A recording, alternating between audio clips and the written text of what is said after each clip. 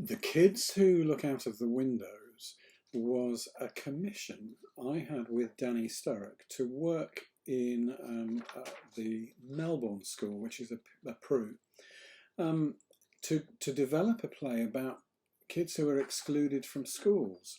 And one of them, during the interviews that we had, described themselves as a kid who looked out of the windows. It was a really lovely project, and Danny did something incredibly creative with it. It's basically a sequence of monologues from these young people and a couple of teachers who we chatted to as well. And Danny created the most beautiful film to accompany it, which was animated, and you can see a couple of the pictures from the animations. So he used the words that were spoken, and they kind of came onto the screen as the speech was being made.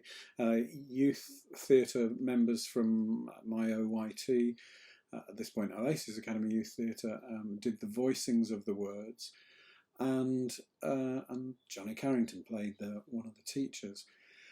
And just lovely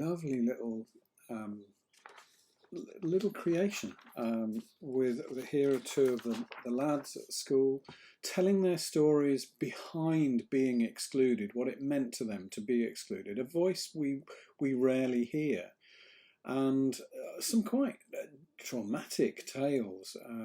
And we tell the story of us going into the school, the security they had in the school, and the kind of things that led you to the kind of the stereotypes you have of these kind of kids in this school, and then the fact we just met kids who were in this situation and offered some kind of a reason for being in this situation. We saw them making music, and that was really great to see them involved in normal things. And they were fascinated by us, and we followed one girl who was a new girl on the first morning we arrived there. And then we came back to see her a little while later, and we spoke to one of the teachers, lovely teacher, who told his story of working in the school with these young people. Now, I believe, I'm not sure about this, but I believe this is going to become available again. It was originally published by Resources for Drama as a download. People bought it, people liked it, people used it.